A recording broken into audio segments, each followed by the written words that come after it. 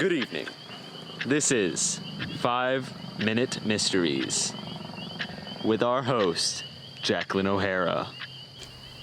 Hi, this is Jacqueline O'Hara, and tonight we've got a terrifying tale surrounding the small town of Hollow Oak. On the fateful night of April 25th, 1970, notorious moonshiner Nathaniel Torrance crashed this car seen here into the Bloodmore Forest in Hollow Oak. Bloodmore Forest has its own rich history dating back to when famed outlaw Silas Sellers founded the town Hollow Oak in 1872. After being shot to death, Sellers' wife Virginia began a cult dealing with quote-unquote dark magic, and around the same time there were many rumors flying of Indian burial grounds being located underneath the town of Hollow Oak.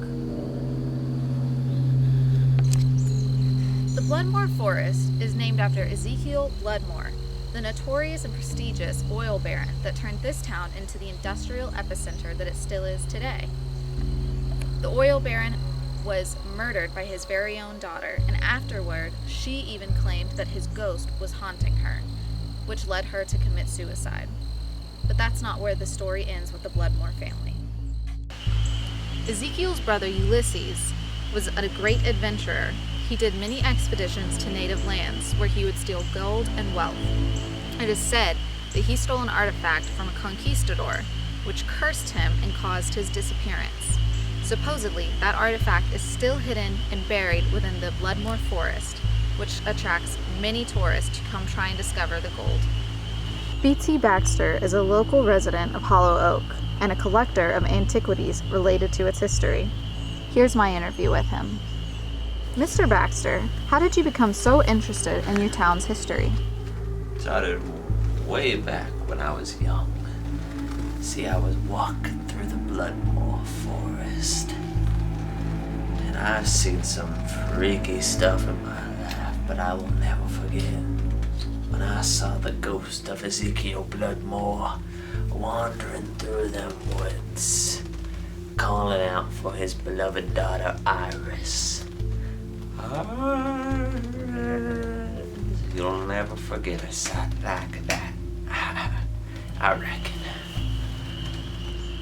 Why did you begin collecting all of these items? See, nobody's ever cataloged the history of Hollow Oak. But I can tell you, I perused every nook and cranny, every single book about its history, and every single book in the library of Hollow Oak. And I can tell you one time and one time only, I know everything there is to know. I've sought out every single artifact, and the only one that I do not possess is the dagger of Conquistador Vasco El Diablo. Some believe you are profiting off of the town's history. Do you have a comment on that? Well, Miss O'Hara, I truly wish I didn't have a comment to make. But, as I do love questions that boggle my mind, those who point their crooked little fingers to me and suggest I'm the bad guy for maintaining a history for our beloved little town, while also upkeeping my own livelihood. You know, I've got to make money in order to survive, unless those vultures don't want me to survive. They're just looking for some scapegoat for their own sorrow, someone to blame for all their misdoings in life.